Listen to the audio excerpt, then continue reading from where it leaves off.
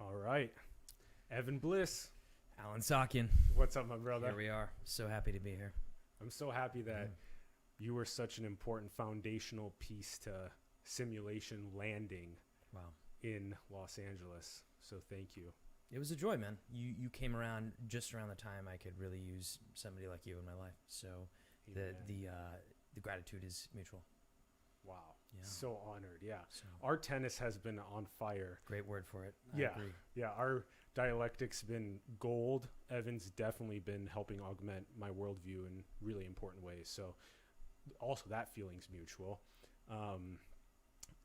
The reason why this episode is titled Cannabis Architecture is because you have, in the last 2 years, you've built up an incredible design and architecture background, and then you saw an emerging market. That's right. This is so fascinating. A lot of us don't watch the macro level patterns emerging of the market that's coming, and then you see it, and then there's this big hole that needs to be filled because there's all of these extraction and distillation and grow facilities for the emerging cannabis market that need the proper architecture and design protocols. That's right. Absolutely. And this was beautiful that you saw that. And now it was funny, while I was at Evans in this foundational transition to Los Angeles, what happened was I got to see firsthand.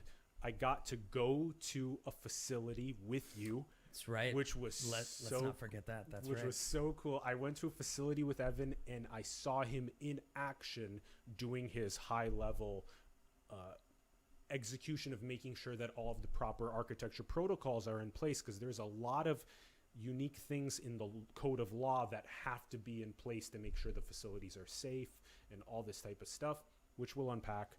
And also it was cool. There were a lot of people calling Evan. A lot of people call Evan. It's true. That want to get the highest level insight into how to properly structure their extraction, distillation, build facilities. So he was getting a lot of people that were just calling in that have a lot of money that are building these. That part. And that Evan is consulting them. They're relying on Evan to be able to have that high level view. So I love this. That's why the episode's titled this. We're going to unpack this in detail. And actually, Evan even has some great software that he's going to show us of how he actually architects the cannabis facilities as well. So we'll get into that. Let's unpack that kind of transition from having this. Evan and I, for those that want to see also, I think we talk about this in the first episode when we talk about the ethos of architecture. That's right. This is round 2 technically with Evan. And I think we mentioned in that episode, but Evan and I went to high school together at Roosevelt High School in Sioux Falls, South Dakota. And Evan was a senior when I was a freshman, and we met, I think, in orchestra first was the first place that we met. Evan was playing violin with Bill Robles, one of your other very close friends. Very good friends. Yeah.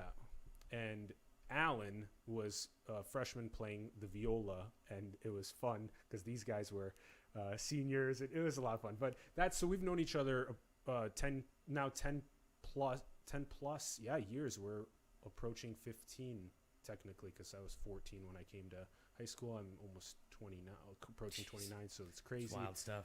So Evan got to go to the University of Lincoln in Nebraska for architecture, and then to the University of Illinois for master's, and then straight out to LA for 5 years. You've been in LA working 5, close to 6. 6 yeah, years here. Probably close to 6. So walk us through and you've been designing really cool stuff. In that first episode, you can see we embedded a bunch of the really cool things Evan has designed in the past. You can watch that episode and see it, but let's talk about the transition into cannabis architecture for you. Let's do that. Yeah, thanks for that great intro, Alan. That was that's one of your strong points, man. I feel like I got to bring you with me everywhere, and you'll just give me the beautiful intellectual red carpet. So I agree. Let's talk about transitions. I think what there is to talk about here is both the transition from the type of work I'm doing and also the way in which I'm doing it from a employee versus employer versus entrepreneur status too, right? I mean, really my transition from doing architecture proper, traditional architecture, you know, houses, offices, multifamily, residential. I've done a little bit of everything, medical, even offices as well. My transition in type of work coincided with my transition to becoming a true full entrepreneur, right? Truly self-employed, you know, back's always against the wall to some degree. I mean, definitely, thankfully at this point, about 2 years in, there's some momentum. But that last time we spoke, I was kind of on that cusp. I hadn't fully made that leap yet. I was kind of, my toe was in. I was starting to get these cannabis projects, and I could feel the momentum ramping up. And it was clear that this had some potential, but I couldn't quite see yet where it was going to lead to. So, bless the transition to entrepreneurial roots. Yes. Yeah. I think we've spent enough time together. I think we both kind of understand that idea that probably either of us, we just couldn't hack it any other way. We kind of got to be in our own lane, right? And I think we're probably better for it. And perhaps the people we deliver our service and our intellectual IP and our words to, I think they're better served by us being, you know, independent creators, right? Yep. So, yeah. It also boils down to a lot of it is the classic Rich Dad, Poor Dad. that's right. Robert Kiyosaki. Really, at the end of the day, we have to make sure everybody is inclusively stake held so that we're all generating wealth and ownership and not just selling our time for money. So That's right. it's very important to be a shareholder in wealth engines like brands and businesses and common stock of companies and real estate, and make sure to include things like the environment in as an inclusive stakeholder, the 7th generation indigenous principle, Right. that type of stuff. So, all right. Can we Go ahead. Is Yeah. it all right if we riff on that a little bit? I Yeah. know that that's the thing with you and I, Alan, too. I think we've covered such a tapestry of ideas in the time that we spent together in the last few weeks that it's hard not to want to grab some of those points and pull them out, right? And on a quick footnote to what you were saying, that kind of mentality of owning your enterprise and owning the creative work that you make, and also being entitled to the value generation that's created as a result of that, that's something that really came into my purview about a year ago. And it was something, once I realized it, because I never really had any formal training in business, so that wasn't really a kind of North Star that I had thought about, this idea of vertical integration, ownership of the full supply chain of whatever physical intellectual property you deliver, right? Because in architecture, really the way it works traditionally is we're really just a consultant along the supply chain, if you will, along the process of delivering a building. And what in some ways I was introduced to this idea of getting more of the process into your court by listening to hip hop, because that's really something, if you look at hip hop in the last like 10 to 20 years, that's kind of the de facto, this is what success looks like, is when you own your masters, when you own the company that makes your t-shirts, you have a clothing line, you have a vertically integrated brand and image that it creates a full monetization system around your art. And I would say part of what I do is grounded in that principle, and that's really, I think the next step for me will be furthering that even more. I'm in some sense, I'm kind of stage one entrepreneur, where I own this system, I own this kind of organization I'm in, but there's still outside parties, right? Like it's a client still comes to me, so I still have to wait for somebody to knock on my door in some sense. Thankfully, right now there's lots of knocks happening, but lo and behold, the world is the way it is, and maybe one day there won't be as many knocks. So I'm trying to figure out how can I take some of those cues from hip hop, from tech, from the business community, about how do I kind of create my own business by being both instead of just a consultant, an originator of the content, if that makes sense. Yeah. And I'm so bullish on certain emerging markets, and one of them is the cannabis and hemp markets. As you should be. Absolutely. And we just talked about this also in our Simulation Los Angeles video that we just published a couple days ago as well, is that I'm also, someone asked me about my thoughts on Bitcoin decentralization. I'm also very bullish on decentralization technologies and cryptocurrencies, very bullish on that. And so in a sense, we can, on a macro level, see these as emerging markets that are massive wealth engines for civilization.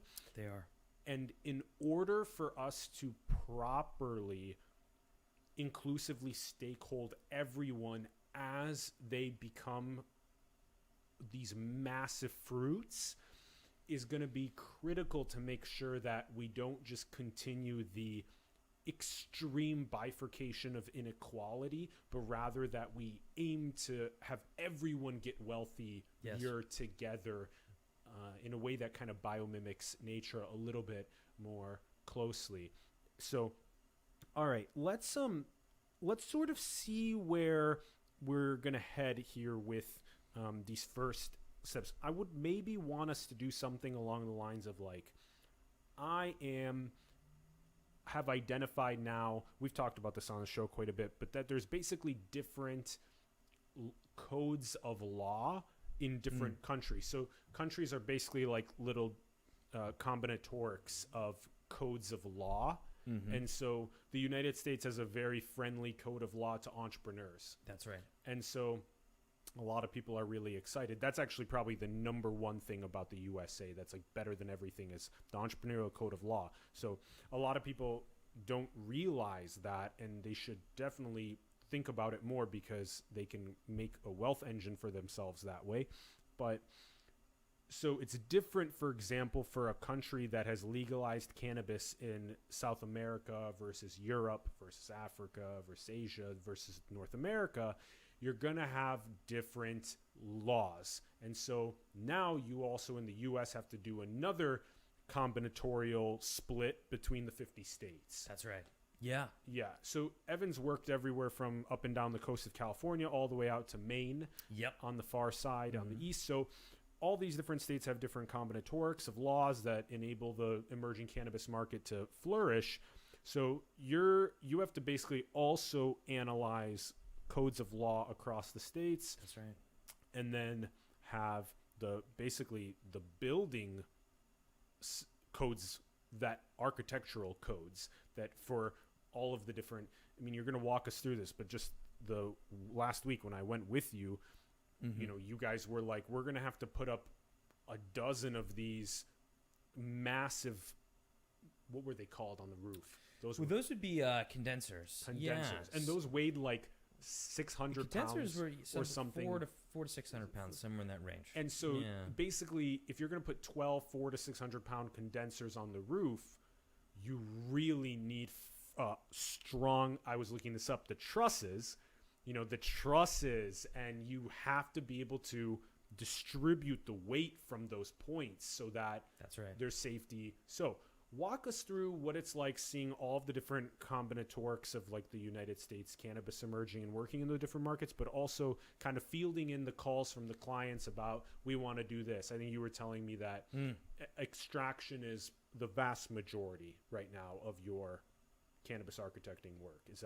That's right. Okay, so walk us through this. Yeah, well, I want to riff on, I actually think maybe a good intro to this is talking about the difference between states, because I think what's happening with the cannabis legalization rollout in the U.S. is a great case study in the states as laboratories of democracy, right? And laboratories of different iterations of structuring laws around different ideas. I think that was a fundamental idea that the founding fathers had, right? There's this idea of a connection, a federal government that's kind of this umbrella that has certain laws in place that extend in every direction for every state, and then kind of utilizing each state as a way to test different ways of running their local governments, right? And that's happening in a really real way with cannabis, right? Because it's this completely new frontier. It was rolled out in a couple states, early on, and they have become, in some ways, the definers of how all these other states will interpret everything from, the licensure process for folks to get a license to be a business in the space, definitely in kind of my domain, in my territory, the way that each building department will look at code reviews for, cannabis related facilities. So California, Washington, Colorado, they're the pioneers, right? And Yep. obviously for me, I know the most about how California's approached it, and I still think in some sense they're kind of the market leader. I've heard stories about, small city in I'm trying to think somewhere that has legal cannabis that's kind of just coming up. Somebody in a small city in Michigan, they'll call the city of Sacramento, they'll call Oakland, and they got to get the rundown on how these plans just showed up for this cannabis facility. What in God's name is this? Like, we don't even really know how to evaluate this. It's so new. It has some precedent. There's other biological cultivation facilities where you might grow flowers, you might grow tomatoes. There's other forms of industrial production where you're making distillates, by, what would you say, botanical extracts. You can extract the scents from flowers. You can extract essential oils from other plants. So it's not as though there's no precedent for this stuff, but it's to use your word, it's in the nuances where things get spicier. I like what you said about how it's as though there's people from Michigan that are seeing the emerging market of the cannabis architecting occurring, and they have to do mimesis, as Rene Girard would say, of Sacramento. Yeah. I love that. That's so cool. Yep. Well, it's interesting too because they need to say it happens on multiple levels because there are codes on the books that just are what they are, right? So to go into a little bit of a technical direction, generally speaking in the United States, the state building codes are generally based off what they call the IBC, the International Building Code. So they'll take that codified book of, I forget how many chapters, and then they'll add certain amendments per state that have to do with, there might be particulars of the climate in that area or something, some other modification that you could justify for that region. But once you kind of know generally how to navigate through the IBC, International Building Code, it means I can pull up the Florida Building Code, the California Building Code, and at least kind of know what up from down, right? So there's those rules, but then there's also there's the interpretation level, right? Of the hermeneutics. Yeah, how do you application? And every building department's gonna focus on different things. That's funny. But even though there's the interpretations, you'll still have the fire marshal visiting. Exactly. Well, Yeah. right. It's just.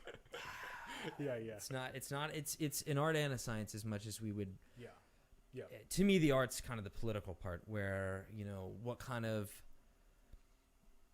The thing I noticed, frankly, is does this jurisdiction want a cannabis project in their city? And there's and that's where the political spin can come, right? Like they can. How much are they trying to catalyze it themselves? That's a great way to put it. And some are really gung ho. I will tell you, especially the ones that understand the emerging market, because the more that you understand it, the more you realize it's a wealth creation engine for your city.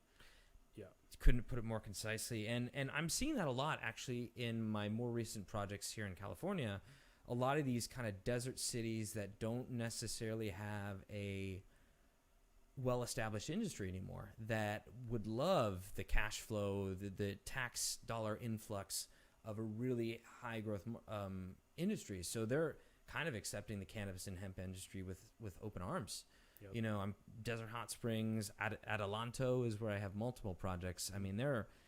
They're all for it. They're all for it.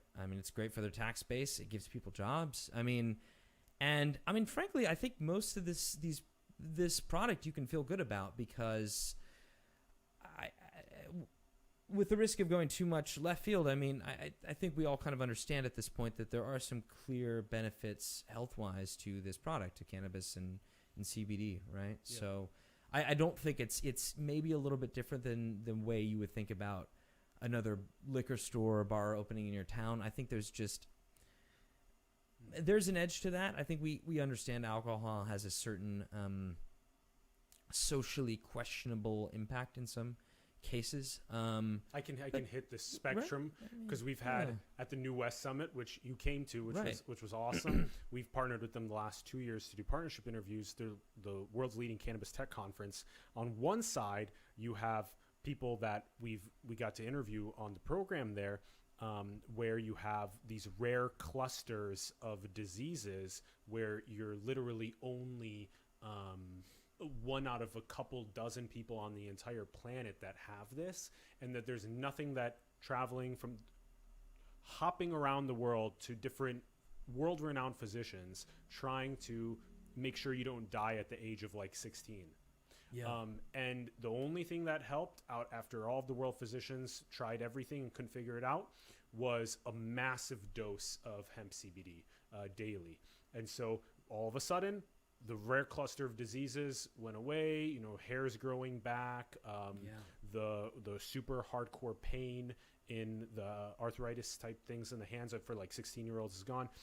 On one side of the spectrum, and on the other side of the spectrum, you have all of the recreational use of cannabis. And so if you're striving to be an entrepreneur, but you're waking up every day at 9 a.m. and wake and baking, and then you're also smoking in the afternoon at 2.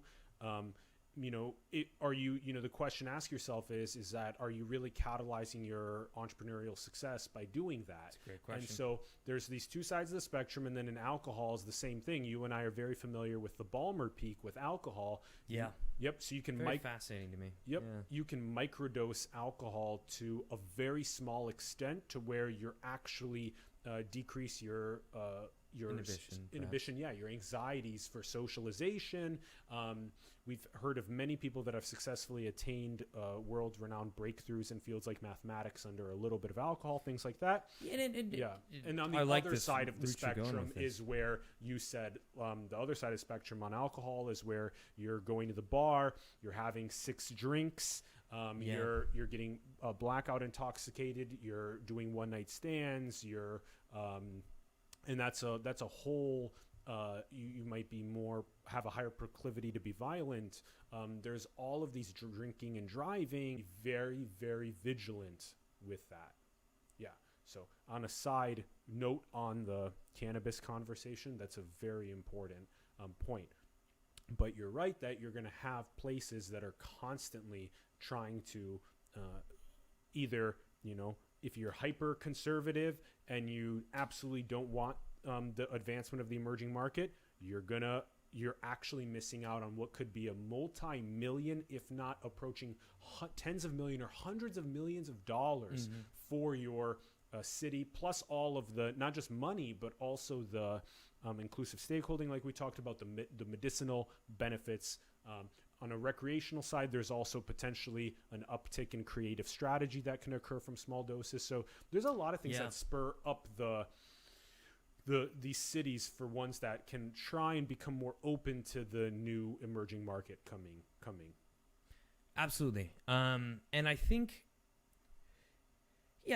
part of the reason why I think it was worth going down this tangent is because it kind of solidifies something I know you and I both agree on, and that is that we must be ethical in business, and we must be ethical in the things that we create via our business, right? And I think no matter how lucrative being in cannabis is, if you're doing it right, if you kind of happen to catch a wave in it and perhaps get the right contacts, the right opportunities, it's such a wave. But, at the end of the day, if I didn't really believe on a very fundamental level that this was a positive product, if I even had some degree of reservation, like it would be tough. Right, to really have this be such a core part of my design business if it wasn't really something I believed in. And I know some people can suspend that, but amen to your ethos, you know what I mean? I definitely want to make the case for that, and I think most people that are cannabis or cannabis adjacent feel similarly. Like you kind of have to buy. Yeah, agreed, you kind of have to buy in, right? You have to say, we can steer the ship towards the more positive light direction. Yes, the positive light direction. It as a therapeutic, as a positive life enhancer, and it also as something we think is going to have a net benefit for humanity.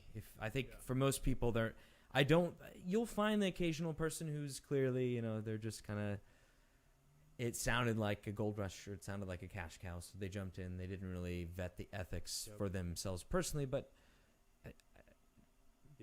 I Yeah. think it's an important step. And the in that. same thing happened with the emerging decentralization in cryptocurrency markets since Satoshi Nakamoto's white paper in 2008. You had a massive gold rush since approximately 2016-ish, where people got involved without any sort of foundational ethos.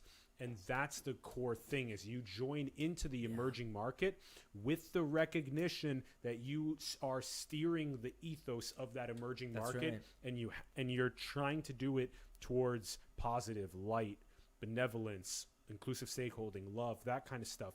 This is something that we'll probably get into in our next conversation on more of the philosophical things. But if you start with the spirituality, the morality, the ethics, the enlightenment, if you start with trying to channel Christ, Buddha, Confucius, Lao Tzu, the gods of the world, if you try and channel them and start with that, everything downstream that you touch, business-wise, entrepreneurship-wise, science-wise, friendships, relationships, children, everything you touch downstream, if you keep in mind that first principle of trying to keep the highest possible morality and spirituality, the other things downstream unfold well. So we'll chat on that more in our next conversation. I agree. Do you think that within the, I always like to ask in terms of power law in so in cannabis architecting, we have this power law. And so we're going to say that, what is the most, the phone calls that you're getting most? What is the protocols that most people want you to architect in cannabis? So it's, extraction, this type of stuff. Right. Okay. Yeah, well, in some ways, I have yet to be just really clear about what I'm doing. Let's do it. So here it is. So my company now, I would say 90% of the work I do, and I'm trained I studied architecture. I have an undergrad degree in architecture, a master's in architecture, practiced at various architecture firms 5 to 6 years. So I have deep domain expertise in that. But really, what we become is almost a cannabis specialty design company, and with a really exceptional focus on extraction. And what extraction is it's so I think usually when you say cannabis industrial production, people are thinking grow op, right? They're thinking a greenhouse where you're growing the plants, which is typically referred to as cultivation. So that's one thing. And definitely here in California, prior to the legal market existing, that was already very robust, and just people growing cannabis, right? And the then, Emerald Triangle. Exactly. That's north, right. Yeah. That's right. And I've done some work up there. But, when it became legal, both recreationally and medicinally, the first move business owners went into was growing, right? So just like any industry, when it's fresh and it's new, there's those opportunities at the beginning to be the first mover and really capture large market share, which I think happened. But somewhere around, and granted, I'm not somebody who's been in cannabis for 10 years, so I can't tell the story with that depth of knowledge, but I will say that I know in the last 2 to 3 to perhaps even 4 years, there's been this kind of shift to people rushing into the extraction space because cultivation has been so saturated. So what's powerful, that's it. What's powerful about extraction is it's the saturation of the cultivation space that created the forcing function for people to want to get into the extraction space. That's super interesting. In some sense, Alan, cannabis flower is just another commodity, right? It's in some sense it's no different than corn, right? Corn isn't highly differentiated. There isn't, between brand A and brand B, there's, a near imperceptible, arguably difference. It's a commodity by economic standards. And cannabis in some sense is becoming that too. Not to say that there's kind of boutique or bespoke or, very specific genetics that are charge a premium price and have special branding behind it. But in terms of the typical flower product, that market's kind of flattened out and in some sense is a commodity. So, the solution to that is that you have to innovate, right? And though I wouldn't necessarily call extraction an innovation because that ideas existed for a long time. It's existed as probably ancient. It really originates with hash, right? Which is a purified form of cannabis from the Middle East. Mm-hmm. But the way it's done in a modern context is very simple. You're purchasing what they call biomass, which is bulk, usually kind of the leftover materials, typically probably a lower concentration of THC or CBD or another cannabinoid than you would find in the flower that would be produced for direct consumption. So there's this there is I suppose, an economical argument there. You're creating a valuable product out of something that perhaps would have been, in some sense, waste or is not as valuable. So what you're doing is you're taking that in the kind of the most basic sense. The process works this way. You're putting it in a centrifuge with super chilled solvents, which are, butane, ethanol, pentane. What else do we have? I mean, a number of different solvents, and you whip that very fast in this centrifuge. It's frankly like a washing machine. Like, imagine putting green organic materials in a washing machine with solvent. It's kind of a bizarre thing. You wouldn't see this in any other context. These are big washing machines. They potentially are. Yeah. Some of them get very large. But we're talking like garbage bags full of biomass, like containers full of biomass that are like, huge, like the size of a human body and stuff like that. Like there's a lot of biomass. Yeah. But what you're doing is you're creating, you're whipping that around, and you're extracting the solvent is kind of pulling out those cannabinoids, right? Mm-hmm. And then once you've ran that process, you're running a series of purification, distillation operations on it to make, as pure of a end product as possible. And then that oil. So we, in the centrifuge, you have the solvent connecting with the cannabinoids, and then as they're extracting out the cannabinoids from the biomass, then that process undergoes a distillation where you have to extract all of the solvent out and keep only the cannabinoids in the final product. So it's hyper concentrated cannabinoids in the final product. That's the other part. They call that solvent recovery, is that process where they, essentially pull that all out so you don't end up with a product that, I mean, perhaps, and it's something like parts per million or billion. It's something really high where you can't have more than a certain threshold of solvent. Right. Trace amounts of solvent remaining. And I will say for sure, when it comes down to the nitty gritty of the process, I wouldn't be the first person to, I'm not as well versed on that. Facilities planning, permitting, code, as it relates to these machines, is really where my expertise at this point lies. I mean, there's definitely people that could give you a much more comprehensive level of, if you're actually a lab technician there every day doing the thing. There's a really nitty gritty version of it. But from a high level, what I just described is effectively it. But and then walk us into the next. So the centrifuge. So now, is there usually something that the clients inquiring with your process that they ask about what the architect or designer has to do for that first sort of you can like envision it as a modular component of the actual extraction facility, is that centrifuge? So like, what do you have to prepare for that as an architect and designer first? And then I guess we can go to the next modules. So I mean, I have even though in some sense my individual company and the scope of doing them on a floor plan, based off our knowledge of how process flow works with use of the equipment, based off our knowledge of fire protection design, and just kind of laying out, where do the parts and pieces go? And then interesting. So after the centrifuge section, there's the architecting and designing of that component of the floor plan, and then there's the next components of the distillation and removing the solvent. There's these components, and it's very, in a sense, there's these condensers on the roof, and like, so you have to make sure that, so I guess one of the first things is the floor plan. Do we want to do the visual now, like the software? Would that be good timing, or do you want to, what would it be good to show the software and the visual stuff? How about when we transition at the end of this little bit and then to the booth, then I think we can pull it up. Sounds good. Because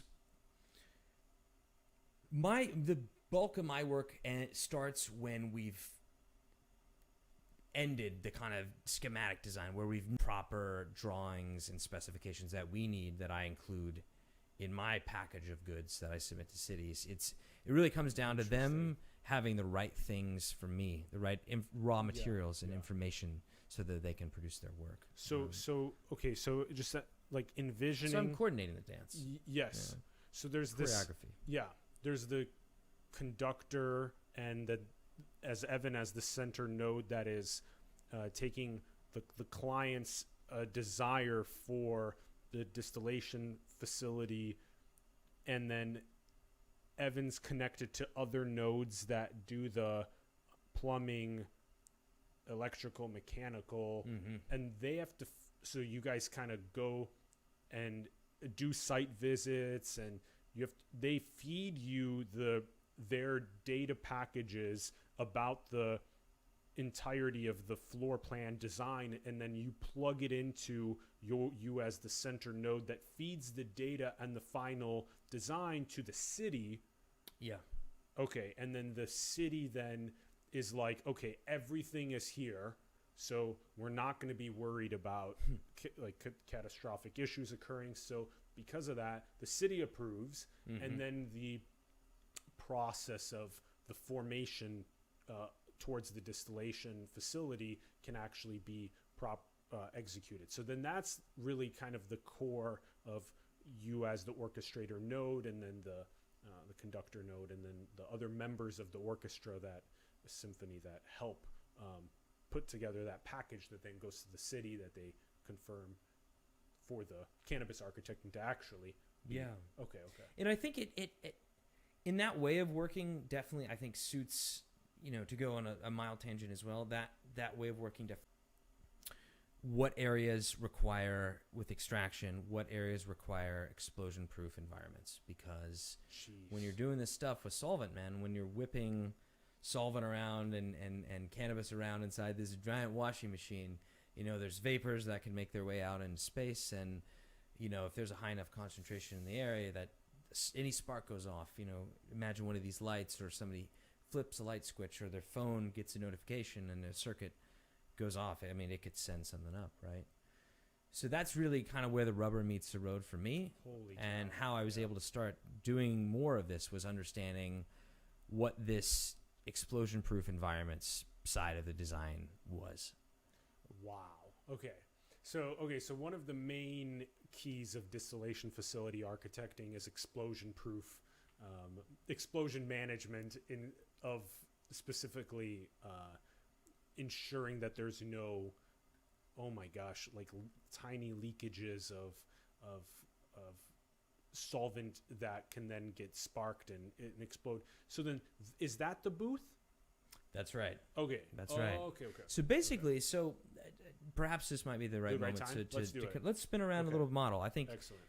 I think it's fun to listen to somebody talk about this. We're about to get the visual. We're all visual, right? We're all visual creatures. So excellent. Actually, putting a visual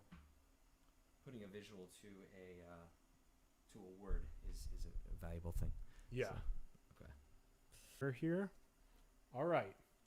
So now you guys should have a. Now, first, let's start with, what is the name of the software? Is this Autodesk? So Autodesk is a manufacturer, and they've been around for 30 plus years. Yeah. They're kind of the gold standard for architecture engineering software. AutoCAD was their first product, that kind of changed the world of drafting and design. But this particular software is Revit, which... This is Revit. It's an Autodesk product? That's right. Okay, Revit, yeah. And Revit is probably it's got to be about 15 years old, somewhere in that range, 15 to maybe even coming up on more now. Okay. But it was it was the next leap forward. So without going too much into detail, I think our last conversation, our last talk together, we spoke a little bit about this software in particular. But what Revit has over something like CAD is it's 3D modeling, number one. So you're not just looking and imagining something as lines on paper. It's actually volumes. It's actually things in space.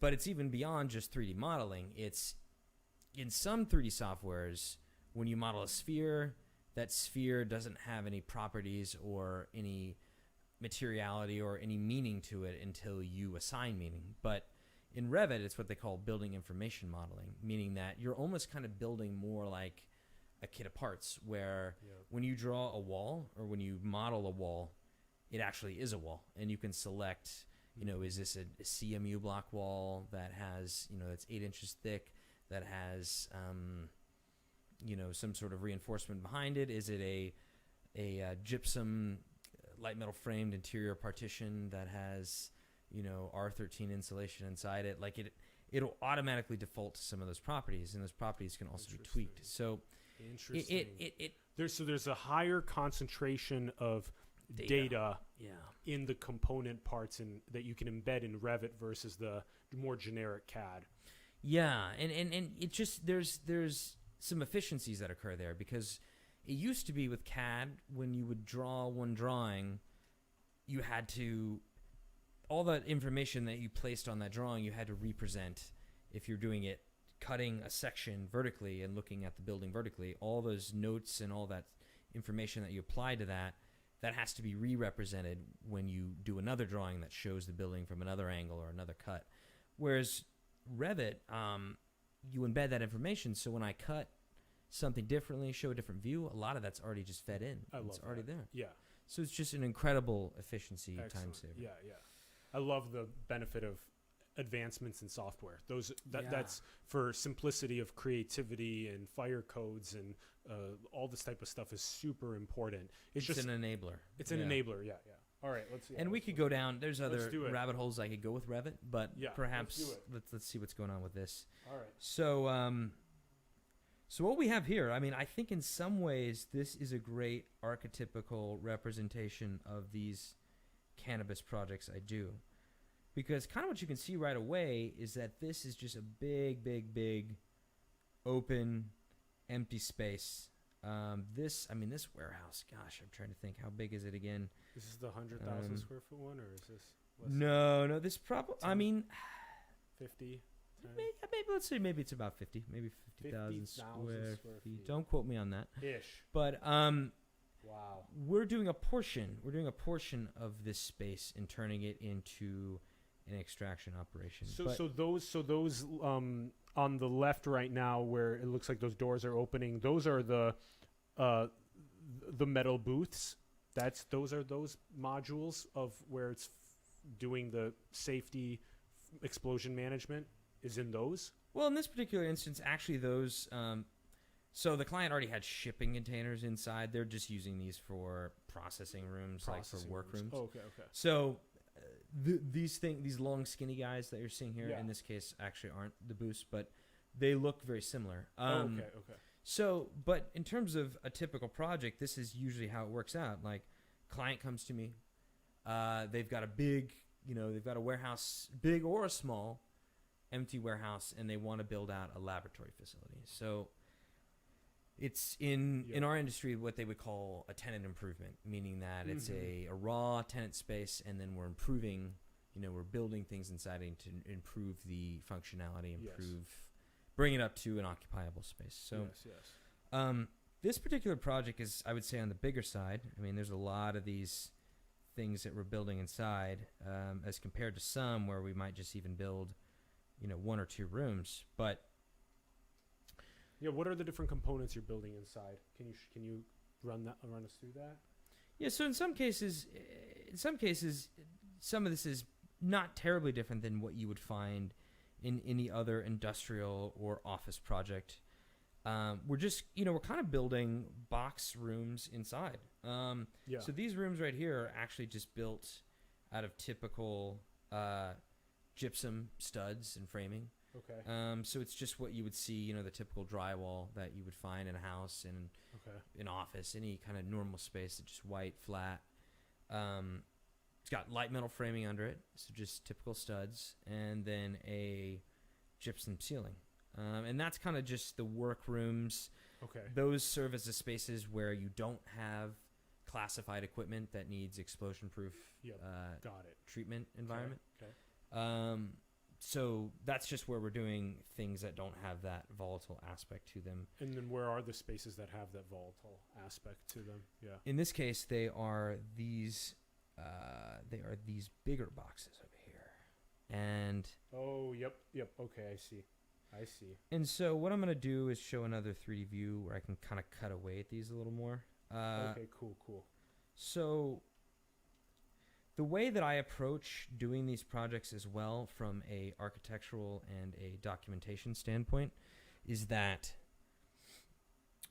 even though BIM has this aspect where you can in theory model everything, we kind of model the essentials and then hack the rest in the drawings. And what I mean by that is, like, there's a level of detail that we create in 3D that at least creates the framework for where everything's at, and you know where all the equipment's at, how high the ceilings are, how high the roofs are, where the structure is. But what we'll do is we'll cut away different views and then we'll annotate those views with more detail.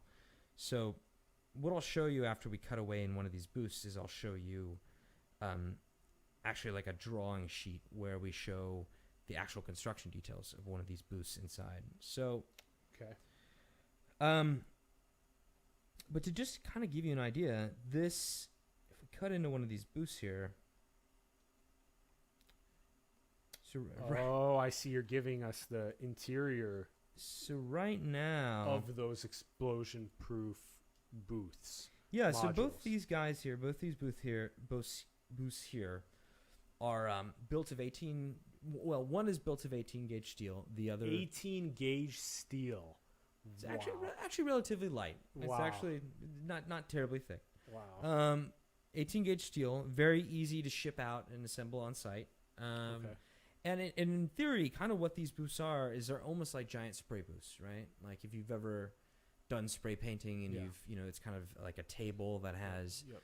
a ventilation Mhm. mechanism at the top that sucks up, Mhm. all the overspray, right? Yep. Because you don't want to be huffing paint Paint. Yep. while you're, painting your crafts or your coffee table or whatever. Don't it want is. to be huffing solvent in this case, and so Definitely not. that's Definitely being not. so then these have a component to them that takes and sucks out the solventy potentially air out of them and brings in fresh air, both. Exactly. Okay. Exactly. So Okay, it's cool. I'll answer that question first. I like that question. So Okay.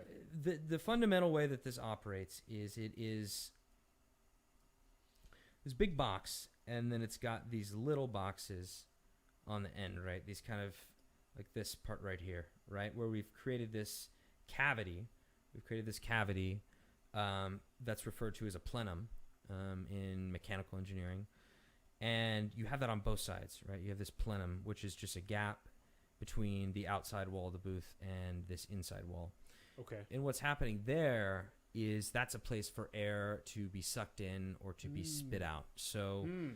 what's going on as this booth would be built is that you have on top of this box, you've got two fans, one above this plenum and then one above the other plenum. And what these fans do is they essentially create continuous ventilation in a linear way, long ways across the booth. So Okay.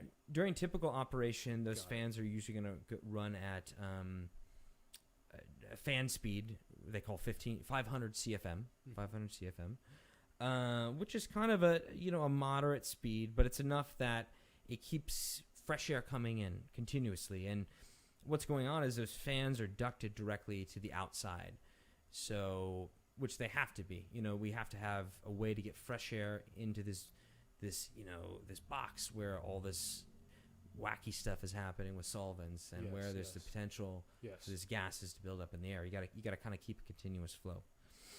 Yep. But what happens in what they call a purge instance? So in the case that there's a detector inside this, and in the case that that detector senses that there's an inordinately high concentration of solvent, butane, ethanol in the air, parts per million, or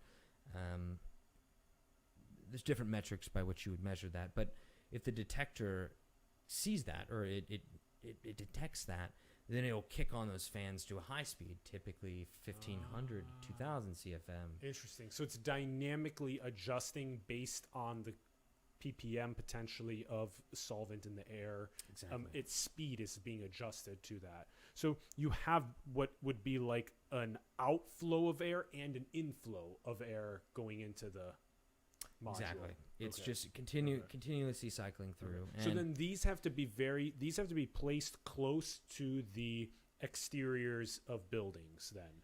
typically, Yeah. so you can do it two ways to provide that ventilation. You can either, in this case of this project, because the ceiling is so high, we're taking the ducts out the side of the exterior wall. Okay. And this, I think this could potentially help you understand a little better. This is what they call a section drawing in architecture, which is, if you were to just take a cut down Yep. vertically through the building and then just look into it, Yep, like yep. straight on, dead on. Yep. You end up with this kind of imaginary, Cool. theoretical view, right? So what we're seeing here is a cut through those extraction booths. And like I was saying, there's data here that we've added that's not modeled in 3D, like these ducts, right? I'm only showing them in 2D in this instance. Yep. And the fans as well. And I'm showing them kind of schematically. But from here, you can get an idea of how that concept works, right? You have the fan that's mounted directly on top of the booth. It's just going to suck. It's going to suck the air up into it on one side. And then it's going to bring fresh air in on the other fan on the opposite end, right? So that you Yep. get that continuous airflow using fresh outside air. And just to be clear, this is the kind of number one most important aspect to your work in cannabis architecting, especially distillation facilities, especially the explosion safety. Is that correct? Is this kind of like the Yes, number sir. one? This Okay, is where okay. definitely where, to use the kind of a cliche, this is definitely where the rubber meets the road with Yeah, these. This okay. is kind of the core element. Like everything else with the design of these facilities flows around that. Like, Interesting. Oh, yeah. Okay. know. So this is really the hub that basically the city wants to make sure that this you nailed it. is up to par.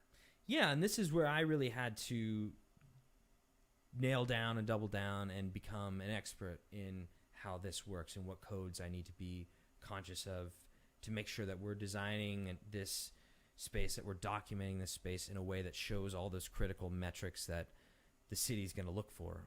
Because what this is, I don't think I've actually said the term yet. This is what they call a Class 1, Division 1 hazardous material environment. Class So- 1 is highest. Is that highest class or? It is, yeah.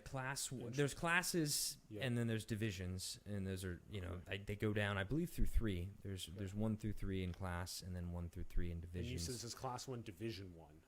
Yeah, Okay, so this is very sensitive environment, so it needs to be the precision level with the codes need to be very high. The Yeah. city is really looking at this to make sure you've nailed it. Yeah. that's right. And they want to make sure that everything inside this is explosion proof, because that's what really certifies a space as C1D1, Class 1, Division 1, is that every electrical component inside is spark proof, right? Spark-proof electrical components inside. Like we spoke about earlier, Yes. I was kind of saying the phone, like what if you get a notification and then it Yeah. triggers a spark and then it sends everything up, right? So do you have to buy specific electrical equipment that is spark-proof? You do. You do. Okay.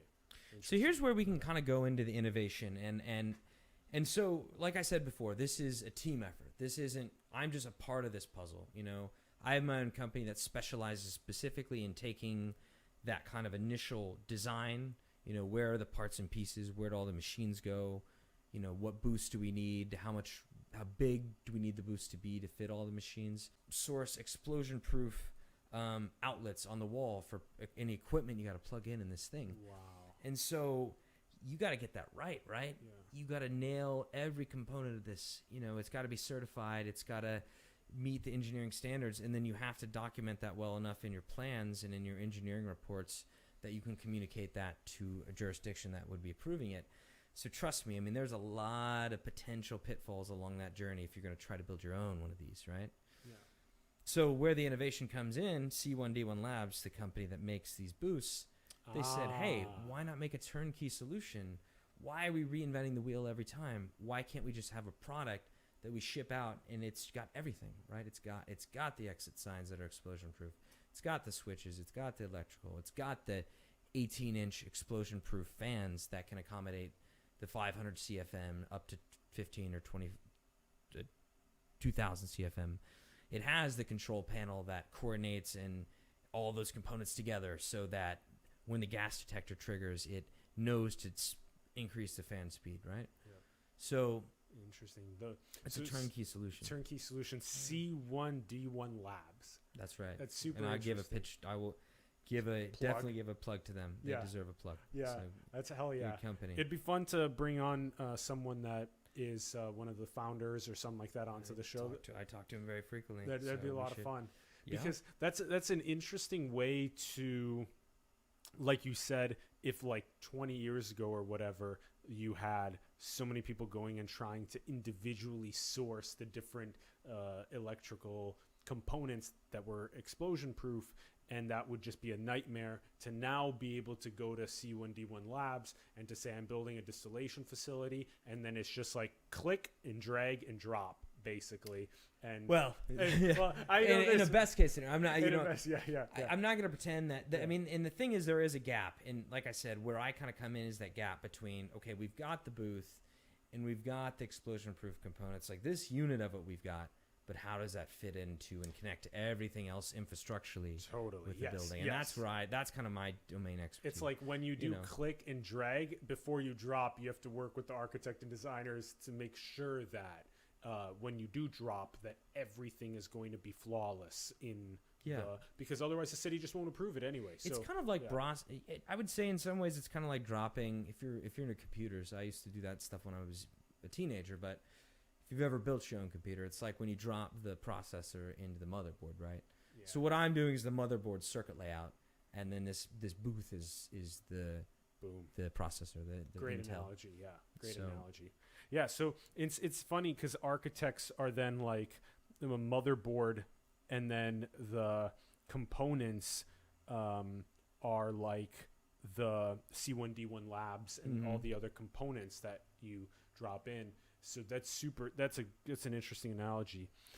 We'll probably talk about this more in the more philosophical second convo, but I love how what C1D1 Labs did is Mhm. very much so like what you were teaching me about I love the 90% of all world trade happens by sea in Yeah. barges, but that before the innovation that was made by, what was the gentleman's name? Do you remember? I have it written down wish too. I knew. But I wish I his, knew. but he did the systematizing of when it used to take people an entire day to unload boats when they docked, or when it would take people a whole day to load boats.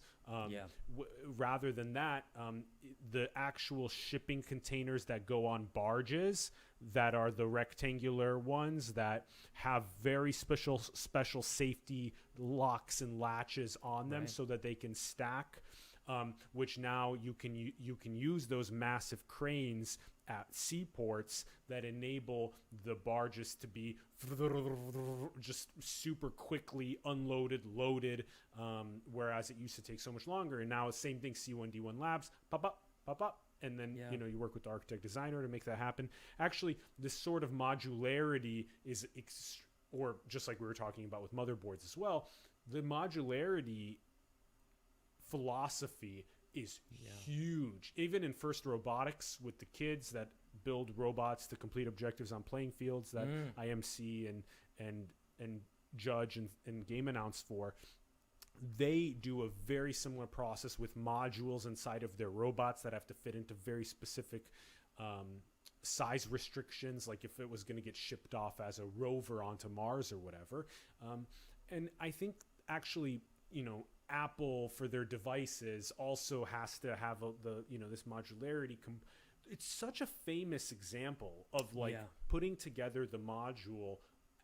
It's a great thing for entrepreneurs to think about is like how can agree. you modularize and then become king or queen of the modularization of a component, and then that way you fit into Peter Thiel's philosophy as well, where you're basically the only one doing the Competition is for losers. That's right. I'm such a believer in that, and too. And if it's okay, I think we should just do the philosophical side, if that's okay. I've so much to say Let's do about it. what you just said, Let's do it. and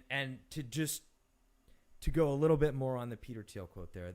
That's really where, when I look back on how I've Because ahead. nobody's doing the This. cannabis architecting. Yeah, There you go. And that's kind of what for me, it was kind of a simple calculation. I guess I didn't really tell too much of the story how I ended up kind of doing this and how I built a business that is so focused on this. But some of it was serendipity. Like I just happened to kind of get an opportunity to be involved with one of these projects and just saw something in it. And maybe some of it was just the fun about learning something I didn't know much about, and just really deep diving and becoming somebody that was really well versed in it. Like that was a thrilling thing to do. But I think on an intuitive level too, I saw, hey man, like if I'm ever gonna hack it as my own designer and have my own design company, it's gonna be tough if I do one of the traditional things. If I'm just doing houses, I'm just doing offices. Commercial. Because trust me, Alan, I've actually had the opportunity for, especially Those with markets offices. are saturated. They are, and I've actually worked for somebody who's probably one of the great office designers of the last 20 years. And then the reality is sometimes David goes up against Goliath and wins, but it's kind of it's not most days, right? So how can I be intuitive and smart and strategic and savvy about how I approach this by picking a niche that nobody's mining yet, or very few are mining yet. And that's what immediately resonated with me, And it's been enough of a way that I could actually build something, right?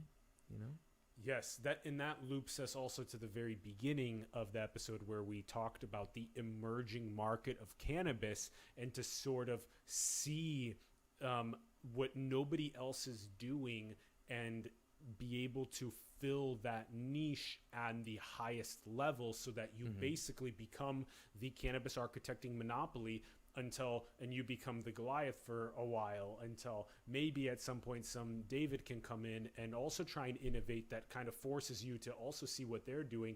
Because a lot of younger consciousness is really interesting. I agree with they're you. entering into the space, but you really have to have that macro level view, like you're discussing, because you wanted to be an entrepreneur and you wanted to not be in the houses and offices space. Well, I enjoy designing those types of buildings. I'm definitely not saying that I don't like those things and enjoy them. It's just a matter of what was going to be the fuel that made this rocket ship take off. Are you going to get the dozens of phone calls right away? There it is. Yeah, and you get the dozens of phone calls right away with what you decide. You nailed it. Yeah. And then this can act as an engine for all the other things that you want to Dare I say a gateway accomplish. drug? Yeah. Dare I say. It's Dare the I say a gateway. gateway drug. It is the Yeah. gateway, for sure.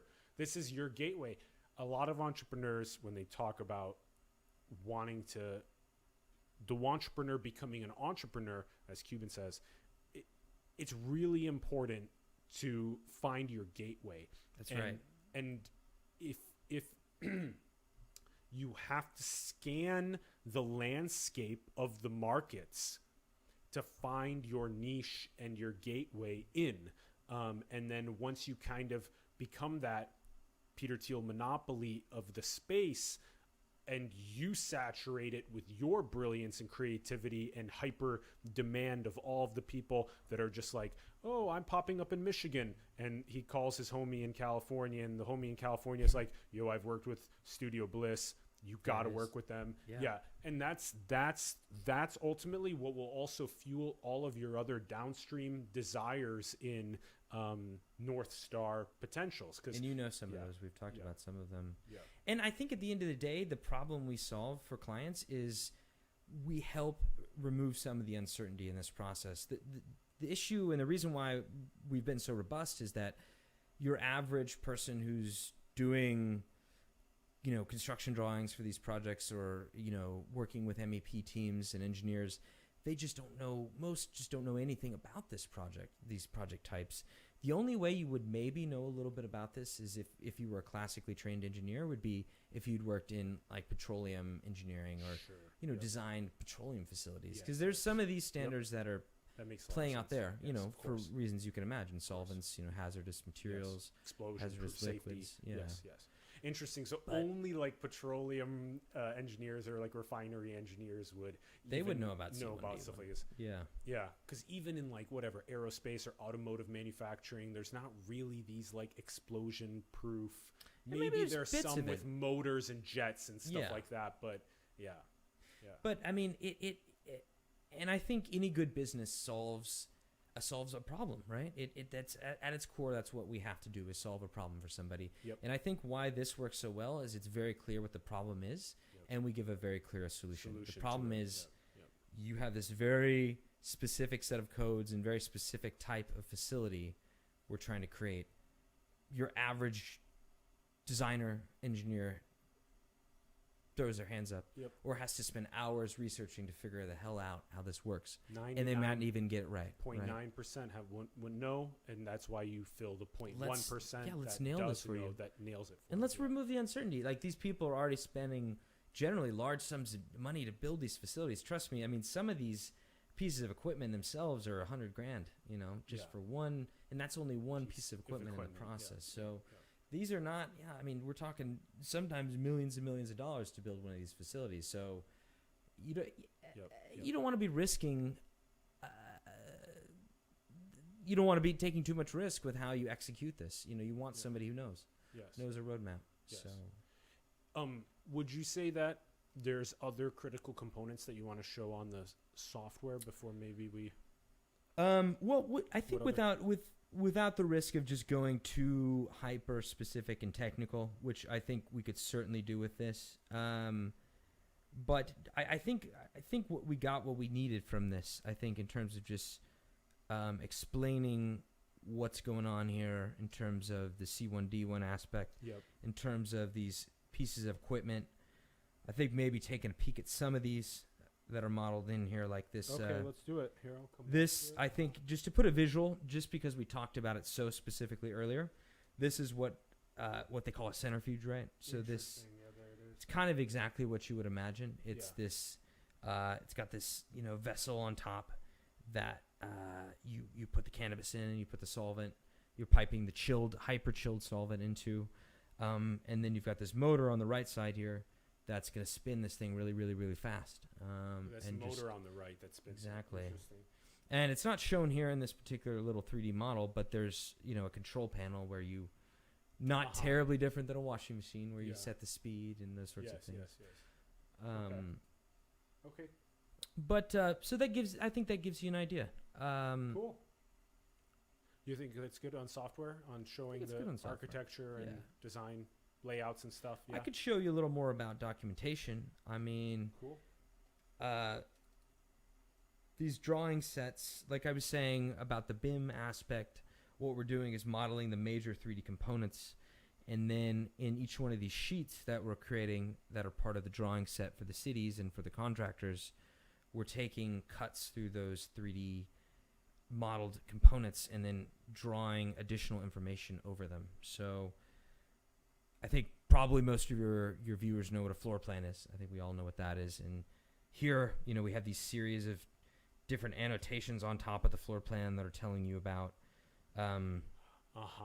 You know, so where- the annotation component is really what the city also wants to see as well. Yeah, I mean, they want to know beyond just where are the walls, what is this wall constructed of? How is it attached to the floor? Where are these electrical outlets? Definitely in this case, the critical notes like this that tell you about what C1D1 components are, what their requirements are, and where they are required to be. Yep. So this note about booths are Class 1, Division 1 areas, right?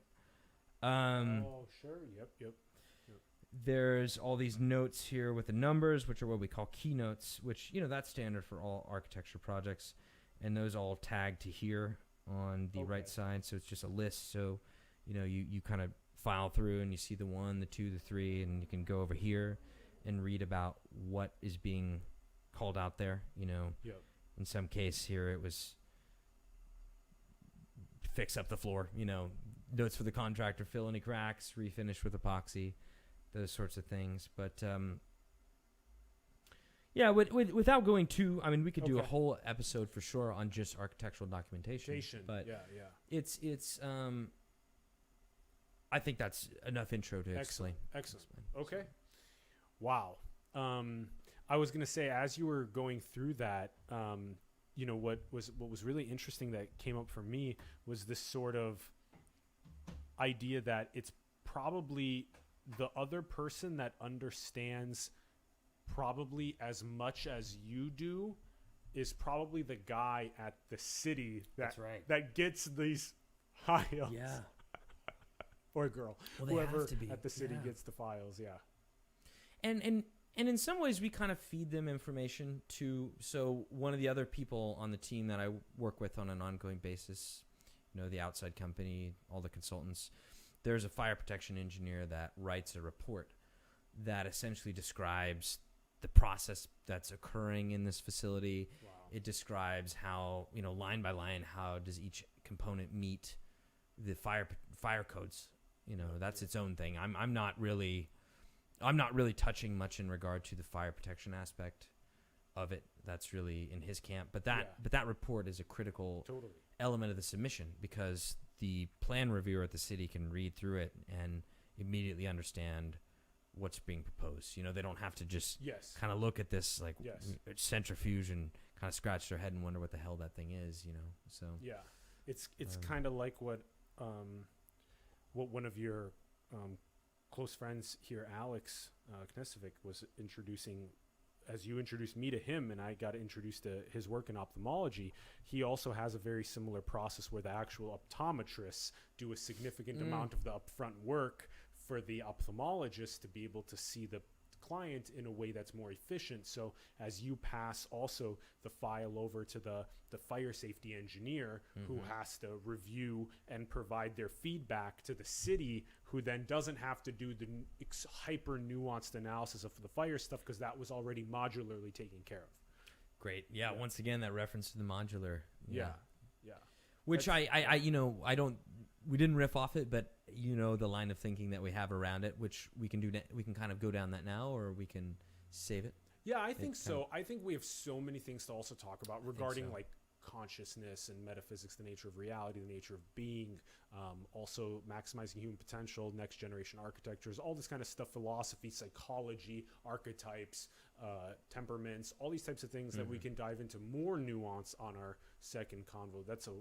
That'll be another hour. So, okay, we'll do that. On wrapping on cannabis architecture stuff, I mean, yeah, the stuff we were talking about regarding the modularity of that metal booth component of the C1D1 Labs, that's kind of like the great gizmo archetype that you were talking about. I'll give a quick kind of. Yes. I think you and I are both philosophical people, and though it's fun for me to talk in some sense, to talk really technical and nitty gritty, I think I'm always going to be most comfortable in the philosophical space. So where this all kind of ties a bow on this is back to this idea of modularity. And I kind of have a personal philosophy around that idea. And to first paint the picture, like you before you brought up the shipping container. So I'm going to kind of unpack this idea in real time, but there's this concept that I like to call form factor change. So a lot of times when you see really grand leaps in innovation and in technology and in culture are when you have a form factor change. And to me, that's an example of that could be the shipping container. It could be the iPhone. It's this idea that you kind of have this new self-contained thing in which you've collapsed certain uses and efficiencies into. Like a lot of the innovation you see is incremental, right? You already have the form. You have this kind of, you see this a lot in architecture even, like it's been a long time since somebody questioned the wall. Like that, we only tweak the wall. We say, okay, here's 100 different materials we can make the wall out of. But has anybody ever gone from first principles and said, can we make something that does the same thing a wall does philosophically that isn't a wall? Yeah, yeah. And that's what I mean by form factor. So the shipping container was really powerful because if you understand the history of how shipping used to occur, it literally was this really intense enterprise where you had this, large set of employees at every single dock around the world. These longshoremen, there was longshoremen's unions. It was a whole massive market and a massive industry. And there was no standardization, meaning that, every ship was different. Go ahead. I want to give the name because it's should. so important. Okay, because you brought this into our consciousness. We need to give the name. Keith Tantlinger. Yep. Keith Tantlinger. Keith Tantlinger. Go look that up. Keith Tantlinger. Because that is such a profound innovation in the great gizmo space that we're unpacking. Yeah. Keith Tantlinger. All right, please continue. Now that we've given the name, it was really important for us to get that name. I agree. Look it up. I think Keith that's Tantlinger's innovation in shipping containers on barges. 90% of all world trade happens by sea. Nuts. Alan taught me that. I did not. That was something I was unaware of. And that's when you hit the ball back with Keith Tantlinger, and I was like blown by that modular component. I love that. All right. I don't remember where I first heard about it too, but it was something that struck me because it was one of those 10x moments. So you used to have this really kind of haphazard shipping and loading process happening across the world at every single dock. It was these longshoremen that were, literally lifting individual crates, all different sizes. Like imagine a really messy mover. Nothing's kind of in standardized boxes. It's just really rough and tumble, right? And it takes forever. We're taking I don't want to say numbers because I don't know enough to say numbers, but we were spending days upon days to unload even small boats, probably. So think about our globalized economy now, where we expect goods to be ping-ponged across the earth at such a rapid rate. 30-minute drone shipping. Yeah, and that's even the other iteration of this, but that would have never been possible with this old version of, guys just pulling individual crates, little box by box, like the same way you'd move in your house. That's just completely inefficient. And what was brilliant about it was this super concise, super simple solution that's almost so deadly obvious that you laugh to think that nobody thought of it before. Why don't we just create one big box that we kind of use as the base module, and then every other system involved with the infrastructure of delivering these, delivery and unloading and shipping is all built around that module, right? It's, every crane is pre-sized to be able to pick up a 40 by 8 shipping container, 20 by 8 shipping container. Yeah. You started with this module and everything springs out from that. Yeah. And the incredible level of efficiency that was delivered. Beautiful. I mean, we're talking the gentleman that invented this became probably a billionaire. Yeah. Because he just undercut the market, right? This was like exponential. It wasn't a little bit better. Such good optimization. In Elon Musk's words, your new product as an entrepreneur can't just be a little bit better. It has to be orders of magnitude better. Yep. Because the way humans work, right, we're going to always default to the Heinz ketchups of the world. We're always going to default to the Coca-Colas. Unless your cola is 10x better, people aren't going to look at it.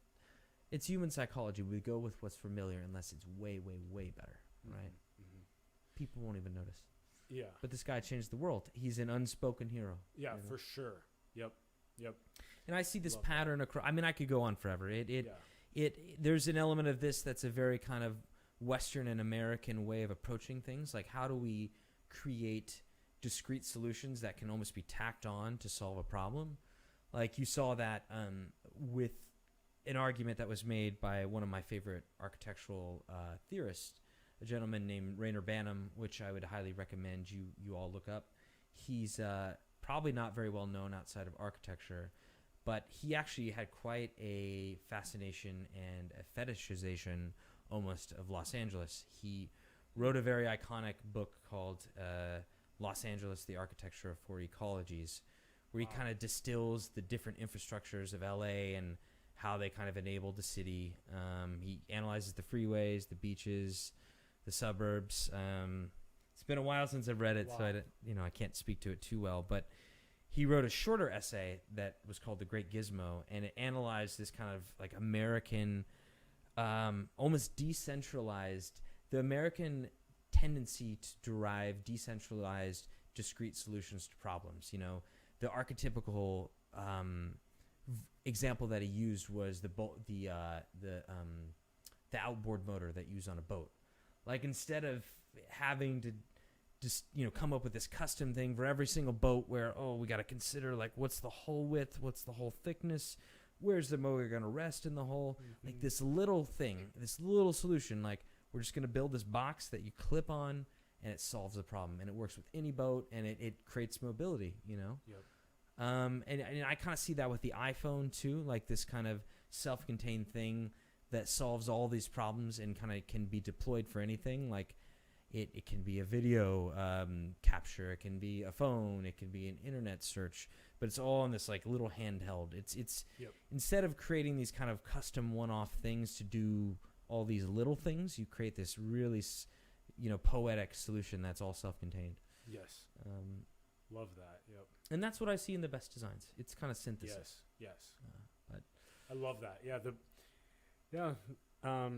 E.O. Wilson wrote that the world will be run by synthesis. yeah, and I'm such a believer in that. Totally. And that's a huge perception augmentation to be able to see the way that you can turn things into a module that is so incredibly fruitful for optimization. I love that. And infinitely deployable. Something that is irrespective of the context in some way is going to work.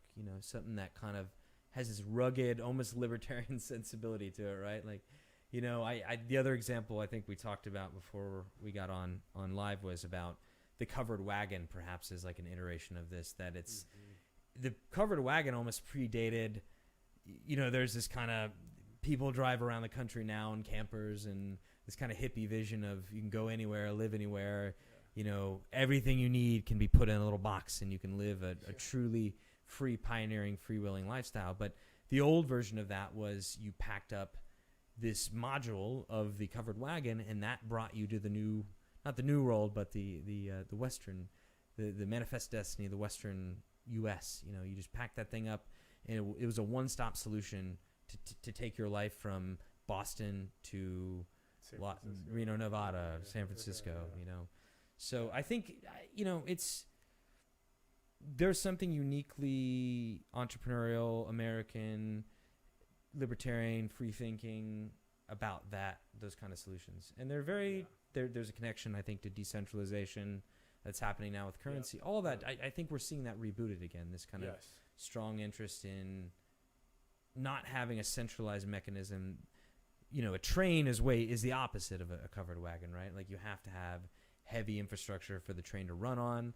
Like, there's a hierarchy of the engine, there's the passenger cars, there's the caboose. Like, you need all these things. You can't just buy just the covered wagon and hitch a horse to it, and so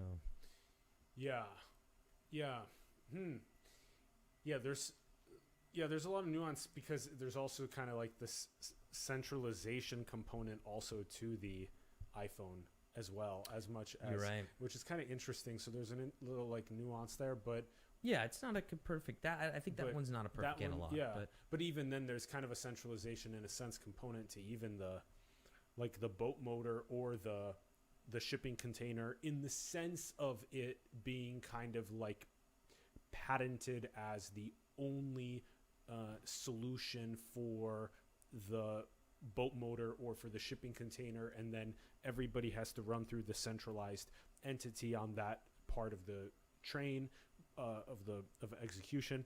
But at the same time, this sort of great gizmo decentralization is very profoundly seen through my first tennis ball back to you when you were walking me through the Keith Tantlinger innovation, was that it so profoundly resonated with me regarding data interoperability.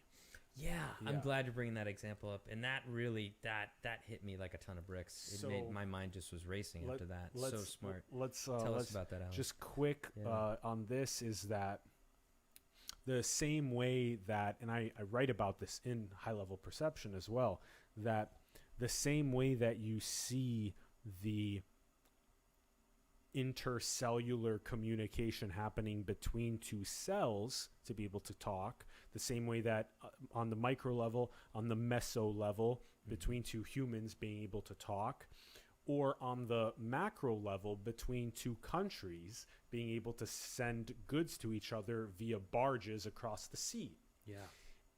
And if you can draw this kind of multi-leveled analogy between that, you can begin realizing also that there are significant issues with data interoperability with the sort of way that in the United States, you can take a domestic one with Google and Apple and Facebook and Amazon and Twitter and Uber and Netflix and all these big giants, Microsoft, because their centralized data is in a silo and there's no intercommunication between them, interoperability of that data.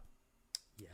And if there was, we could gain a tremendous amount of profound insight Yes. and actually not only like visualize our own kind of synthesis of data, which would be very fruitful, but also kind of like pay into that process, as an inclusive stakeholder of our own data that is being centralized, to sort of decentralize it, become an inclusive stakeholder owner of it, and for all of the unique insights to emerge through a beautiful visualization tool. And by the way, so that was the domestic example. US has the same problem that China does in that sense. China might be a little bit more porous between companies like Tencent and Alibaba and DJI and stuff like that. Might be a little more porous, Didi, etc. in China, because of kind of just the actual fabric of the interconnection between companies and the state, that type of thing, whereas we don't have that so much.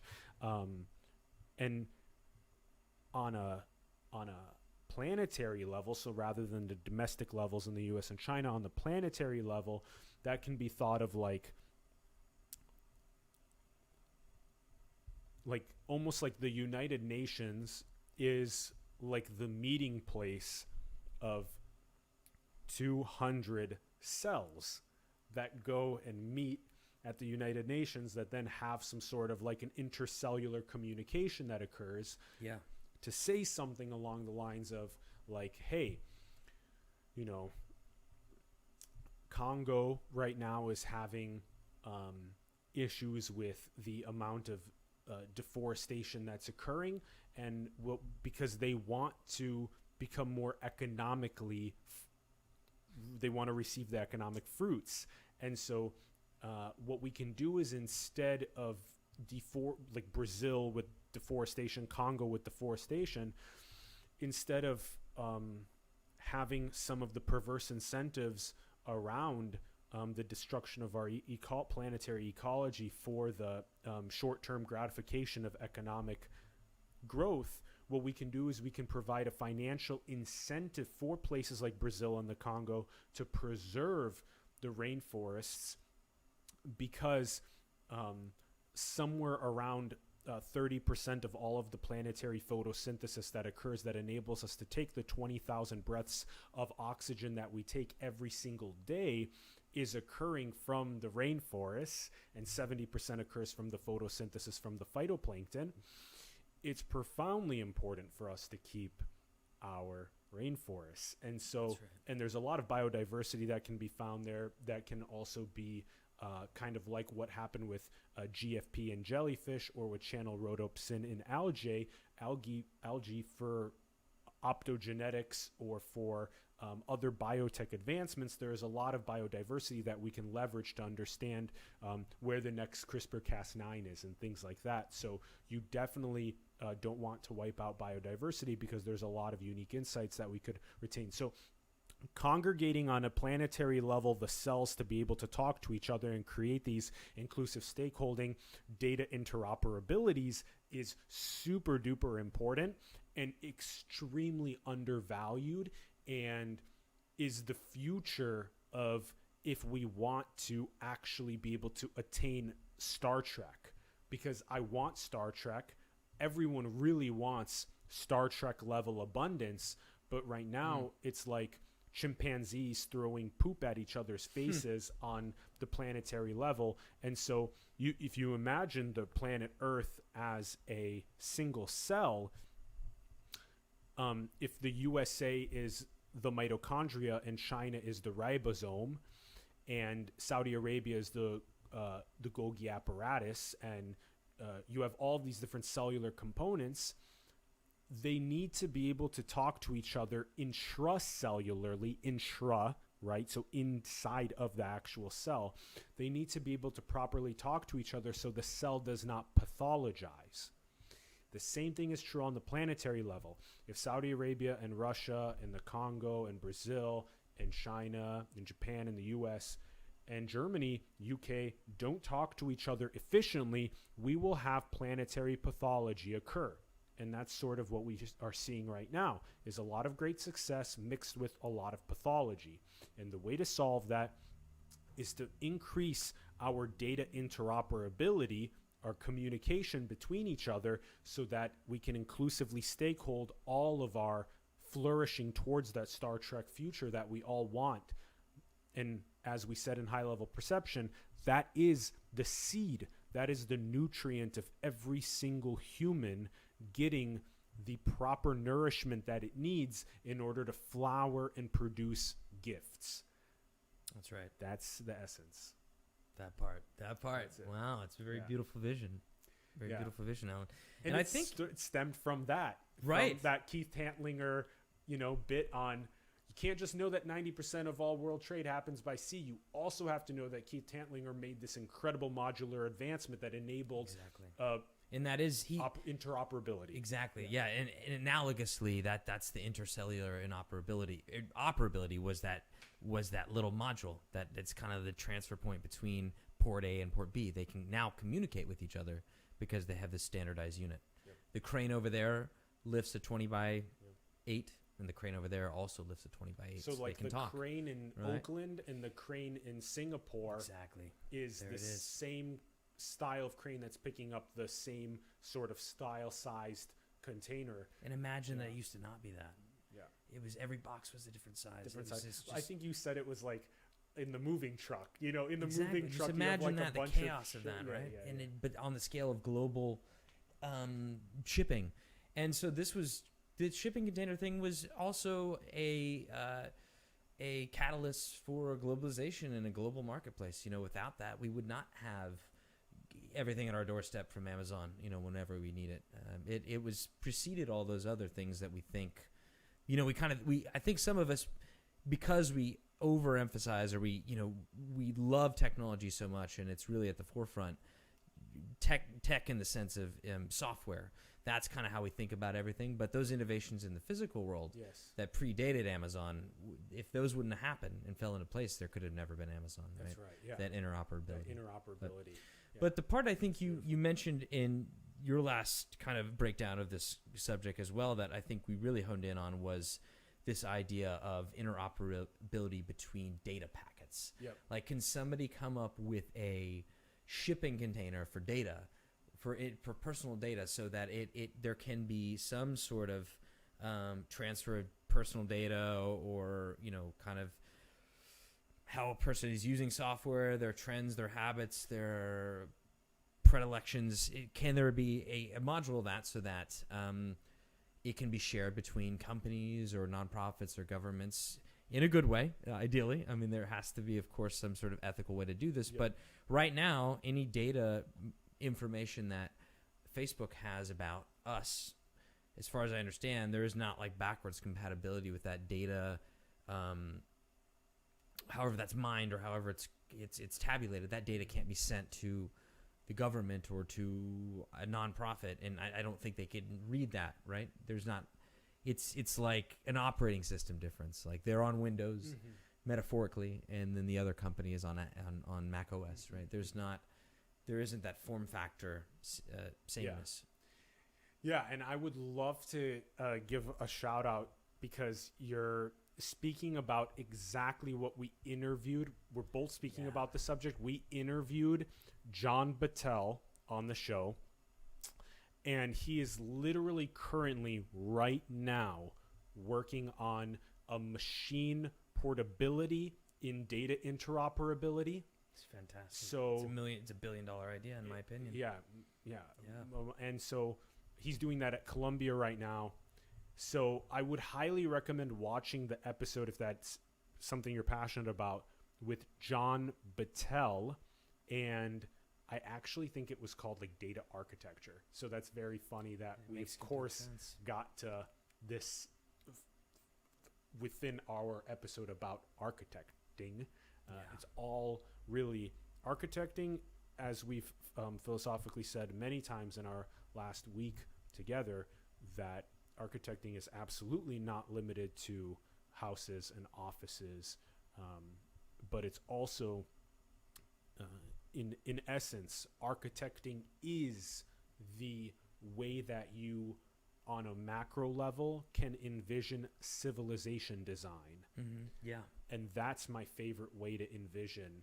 Both in the physical and in the intangible world. Yeah. It's the relationship between parts and pieces, in any discipline or in any kind of field or pursuit, Like I think a company has an architecture, right? Like what is the relationship between HR and marketing and the executive team? Those that's intangible, how do you architect? Sure. How do you architect those relationships? Yeah. And that's another. Are they hierarchical? Are they, how do they, what is it, interoperability? Yeah. And what's the interoperability of the communication? What's the blueprint to that? And as architecting is on the parts and pieces, this is going to lead us into the next convo that I would recommend also, as you do look at parts and pieces, for people to also look at the whole. That's right. And I agree. And as you look at the whole, we're not talking about the whole of you as a person, or the whole of your family, or the whole of the company. We're not talking about the whole of the country. We're not even talking about the whole of the planet. We're talking about the whole reality, the whole existence, the physical and the metaphysical. Yeah, right? Yeah. And so if you can more frequently draw yourself into that space of, as has been termed, holism, the more that you sort of bring yourself into that metaphysical space of really feeling and experiencing the whole of everything happening simultaneously, that's when you can really begin to wander into some more slowly enlightening, slowly augmenting states of awareness and consciousness. And so let's lead into that in our next convo. Yeah, this was fire. That's perfect. That was just so fire. Guys, thank you so much, everyone. Thank you. We love you. Thank you for tuning in. This was so profoundly epic. We had an epic breakdown of architecting in general, cannabis architecture, the importance of the city getting some explosion-proof modularity in the compounds. Modularity. That's a great band name. My God. Explosion-proof modularity. Wow. So that was epic. I highly recommend anybody who's basically getting excited about emerging market of cannabis and hemp to really kind of take the perspective of what Evan did in the sense of like analyzing the landscape and then getting in on the Peter Thielian competitions for losers, get in on that totally. niche. And then And the thing I always push to riff off what you were just saying. So I'm just cannabis adjacent. At the end of the day, my training and my studies were in architecture. I do design. That's really where my core skill is. But what I tell anybody who's doing something, whatever it is in the world, if you're a professional public speaker, you're a waiter, you're a driver, there's a potential way you can do that in a cannabis adjacent way. The cannabis industry needs they need accountants, they need every single type of profession and type of worker that you would find in every other discipline or industry. That's right. But if you do it specifically within cannabis, you're hitching your ride to a really rocketing ship. So that's kind of my sell, right? On that. No matter what you do, there's a place for you in cannabis, right? Yeah, So- that's interesting. I literally just imagine the rocket ship of the emerging Just market picking taking off, people and you're putting one of those harnesses, grapple, Yes. just like clicking on and then like rising yourself up. So this is very important, especially for those that have been underserved and underprivileged in as they've been raised.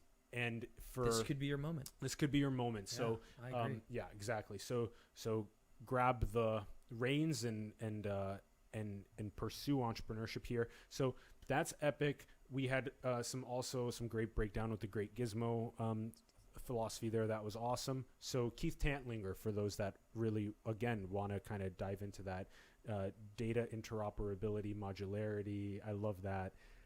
I mean, that's it, folks. Also find the links in the bio below. You can find Evan Bliss's we'll put your LinkedIn profile, your Instagram account. We'll put those down there. Find those links below. Also, Studio Bliss. We'll put some info there soon for people. Some content. And then reach out to Evan if you want to get more immersed in the space. If you're a potential client, Hella, this is your guy. Who's doing the combinatorics of the different cannabis architectures. This is your guy. And on behalf of Simulation, as you guys know, you can find all of our links in the bio below. You know that we always recommend supporting the artists, the entrepreneurs, the scientists, the spiritual leaders in your communities and around the world. Support them and help them grow. These are the people that are taking the big risks. These are the people that are wanting to push the next code updates. So support them. Become one yourself. Support them. Support Simulation. All of our links are in the bio below to support us. You can also find the link to my most recent, my first book, my most recent visual synthesis called High Level Perception. You can find that down there. The physical copy of that book will be available across all major platforms before Christmas, so get excited about that. Fantastic. Boom. And that is all. Thank you again for your love. Thank you for your support. Thank you for watching the show. We greatly appreciate it. We'd love to hear your thoughts in the comments below on the episode. Let us know what you're thinking. And go and build the future. Manifest your dreams into the world. We love you very much. Thanks, folks. Thanks for tuning in. Thanks, Alan. Thanks, Evan. So fire. There it is. I love it. There it LA. First episode in LA. Wow. Maiden voyage. Da, Maiden voyage. da, da, da. What more can I say? Welcome to LA.